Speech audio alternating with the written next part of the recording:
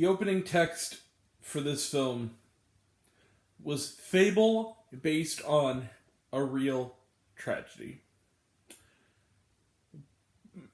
Buckle up, buckaroo. Hi, everyone. It's me, Grant, the movie and TV guy. Hello. And we are here to talk about a movie.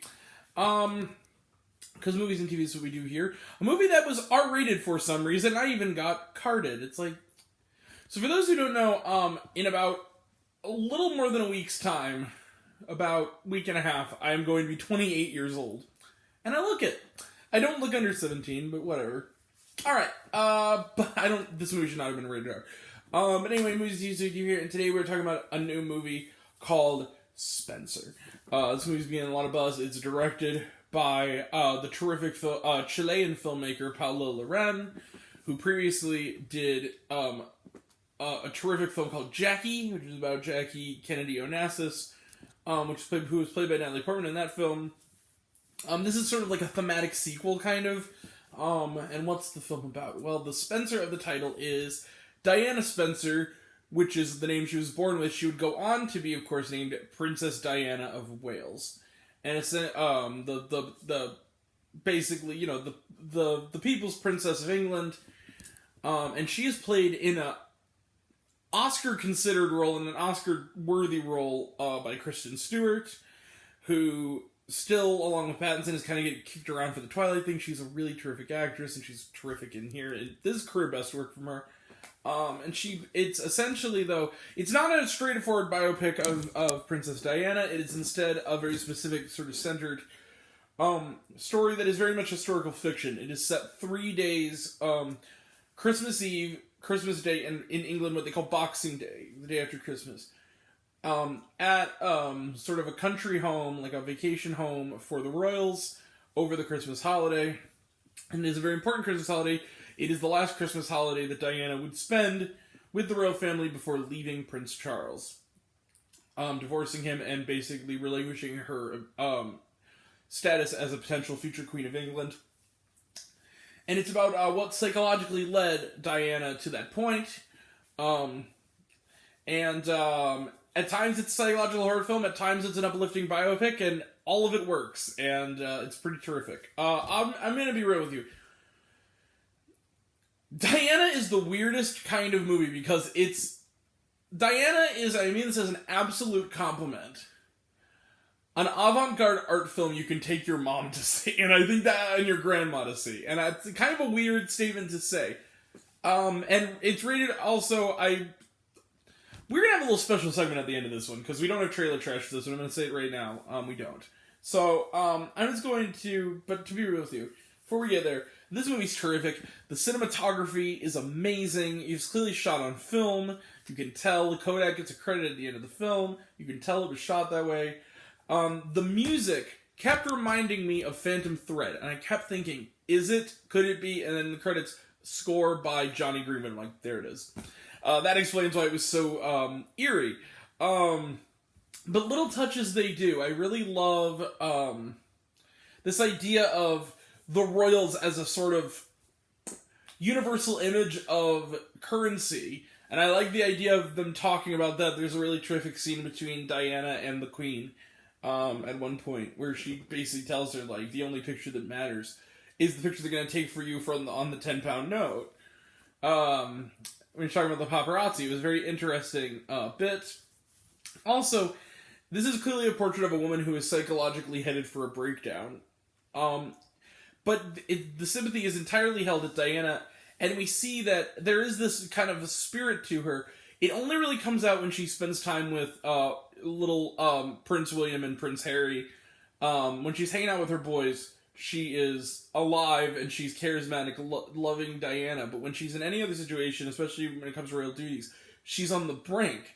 And Kristen Stewart is absolutely terrific at sort of juxtaposing a moment where she and her kids are having like a happy Christmas Eve late night, little fun and games by candlelight, to just imagining vomiting up pearls.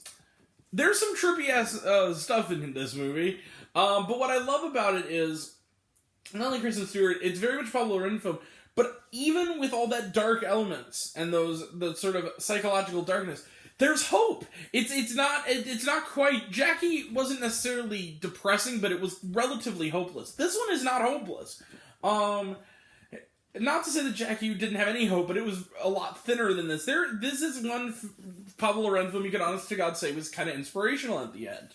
And Kristen Stewart, but in a way that earns it. It goes through the ringer with you. Now, that's all. I'm good, but it's just great. The screenwriting, other standouts. Timothy Spall co-stars as General. What was his name?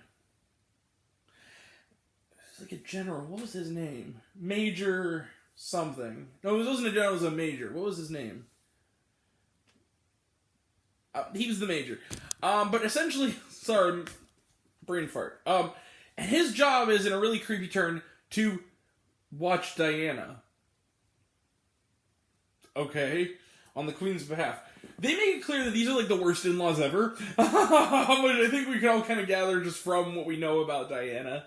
And now, to a certain extent, with Meghan Markle, it probably wouldn't be very fun to be a royal. As much as we like to think of the glitz and glamour, and that's kind of what this movie is, sort of the dark side of that coin. Now, I'm going to score this film, and then I have something else, a little gripe I need to bring up. So I'm going to score it. So let's break down Let's break down my list of if this movie is flawed. Well, acting's terrific. Sally Hawkins also quite good. The filmmaking's terrific. The screenwriting is terrific. The lighting is terrific. The score is terrific. Everything about the movie is terrific. You know what that means? That's right. I'm doing it. I'm sorry. Bang. 5 out of 5 stars for not Diana, Spencer. What a great year for movies. Like, I keep saying it, but this year has been phenomenal for movies. So yeah, 5 out of 5 stars for Spencer, my top scorer, with a bullet. Let's close the book on it.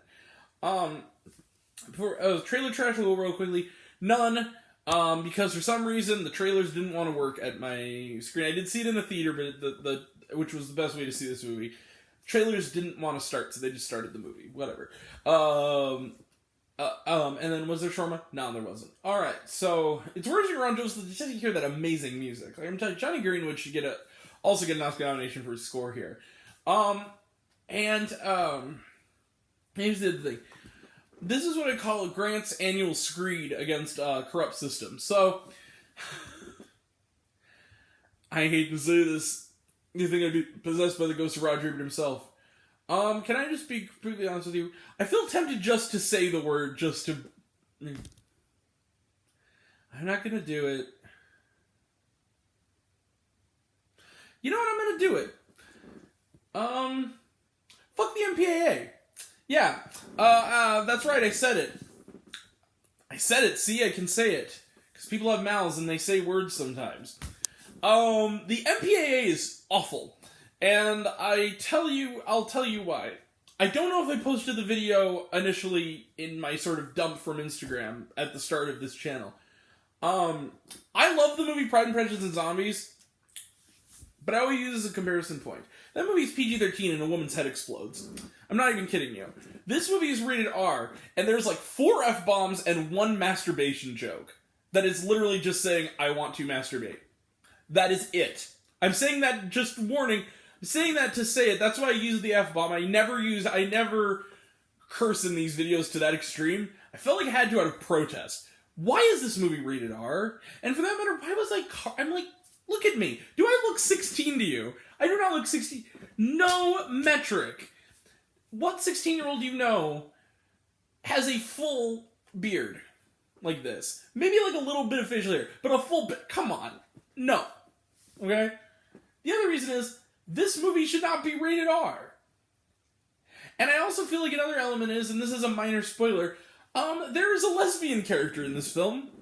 And we all know how the MPA seems to feel about the gay thing. Now, what frustrates me about this is that, yes, fun fact that you not know, to add to my screed, Love, Simon is notorious for being the first film, I believe, that is a major wide release film that was given a PG-13 by the MPAA that was allowed to have the 2 major characters that are both of the same sex kiss on screen and not get an R rating. That is true, actually. So, let's stop with the nanny state bullshit. Let's stop with all this. Let's just stop the MPAA. Go in with good judgment. Just go with the MPAA. Or have an in-between rating between PG-13 and R. There's no reason this movie should be rated R. No reason. Oh, she said a bad word. He said a bad word. Get over it. How old are you guys? Come on. Most kids curse like sailors by age 9 if you're lucky. Like, just... And also, why is it saying it once or twice, not as... somehow less than just saying it a few more times? I don't know, it's bullshit. Anyway, yeah, this video's not gonna get monetized if it ever does. I don't care. Point I'm making is Diana's terrific, and go see it. Alright. Weirdly enough, yeah, the little indie movie this week was better than the Marvel movie for me. Which, that's not even that surprising. I'm a pretentious film nerd. Anyway, 5 out of 5 stars for Spencer. Let's close the book on it. Like I said, we did all our other things. Alright, we'll be back tomorrow, hopefully, tonight, hopefully, to talk about Finch. Tomorrow during the day we'll talk the Jason Sudeikis episode I haven't forgotten. Tomorrow night we're talking Kieran and Culkin, and who's the musical guest? Oh, Ed Sheeran on SNL tomorrow night, and then other stuff, maybe Star Wars, who knows. We're finally gonna get to, I know we're gonna get to that eventually. I gotta take some stuff off my plate first.